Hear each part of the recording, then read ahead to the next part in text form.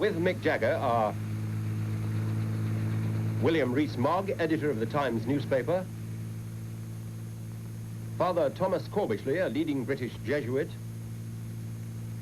Lord Stow Hill, formerly Sir Frank Soskis, who has been Home Secretary and Attorney General, and Dr. John Robinson, Bishop of Woolwich and author of the controversial reassessment of Christianity, Honest to God. Mick Jagger has been silent for 3 months. He's read of people saying he's got what's coming to him, of a poll of young people in which 85% said his offence deserved a jail sentence, and he read the Times asking, who breaks a butterfly on a wheel? Ladies and gentlemen, could I just ask you to take your pictures as speedily as possible?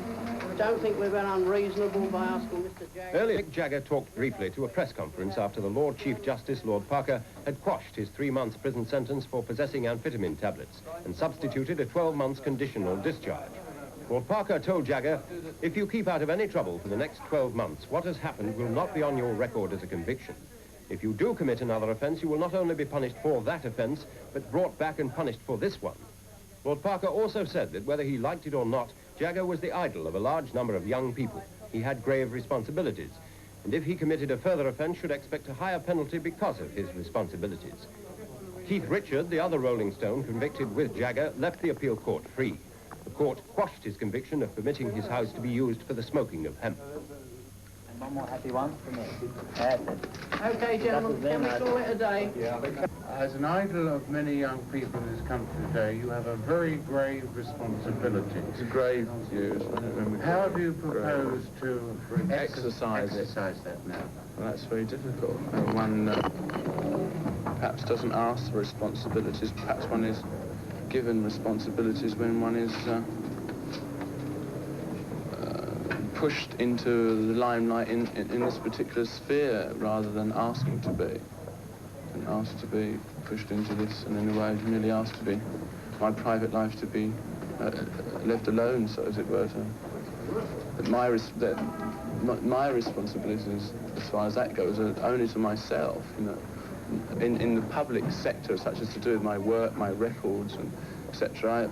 I have responsibility, but in my private, the amount of baths I take or my personal habits are of no consequence to anyone else, I don't think. Do you mean that you were picked upon because you are who you are? I don't think we were picked upon in that way, but it's just that applies to everybody. The responsibility only applies to us because who we are. Are you going to make a film? I don't propagate religious views such as some pop stars do.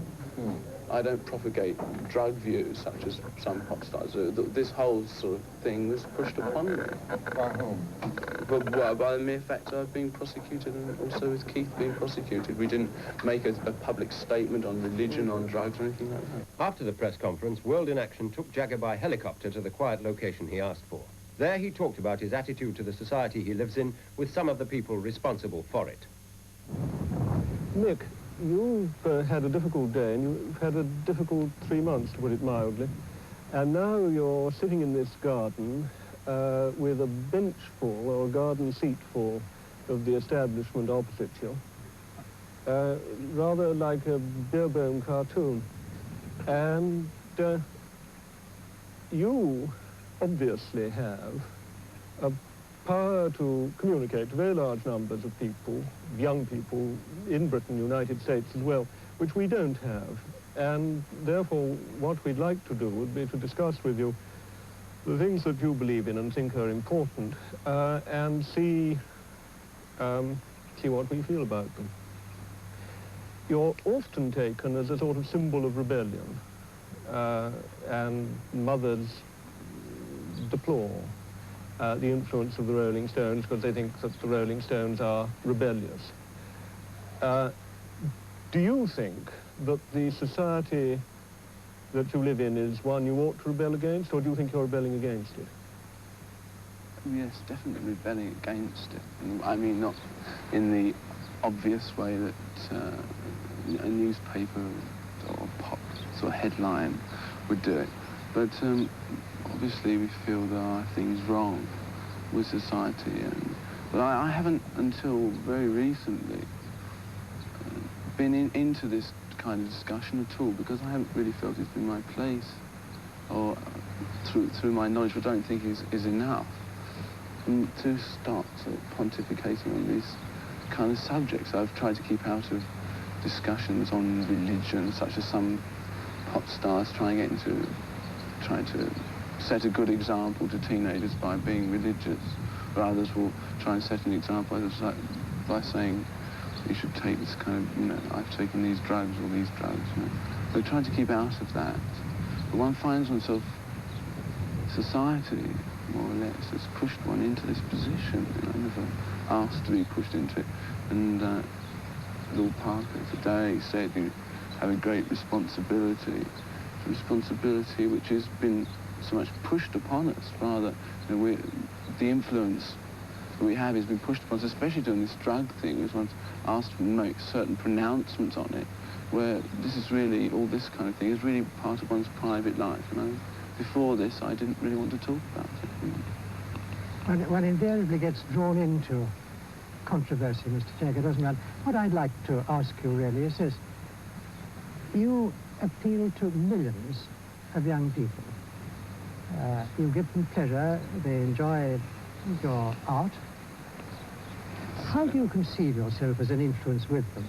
What is, the word a message is rather an overworked word, but in your personality, in your approach to music and rhythm and so on, what is the way in which you would like yourself to be understood amongst young people particularly?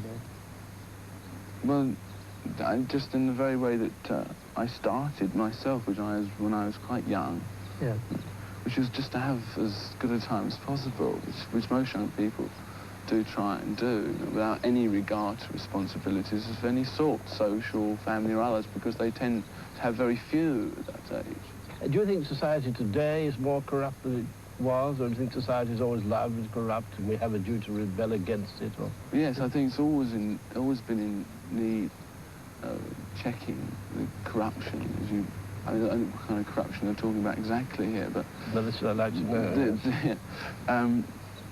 But today, one's faced with a very different situation than in past centuries, perhaps, because of communication, for instance, which is... none of us could have had the communication of this in any other century that we have, instant communication, such as we're doing now. And this influences far more people. And with the small education, even that one is allowed today for freely, this also affects this, which makes this generation and all these just post-war thing and the money and everything else very different to the others. And also this generation has had there was no America to go to, such as in the last century. If you really didn't like it here, you could go to America, you know, start afresh.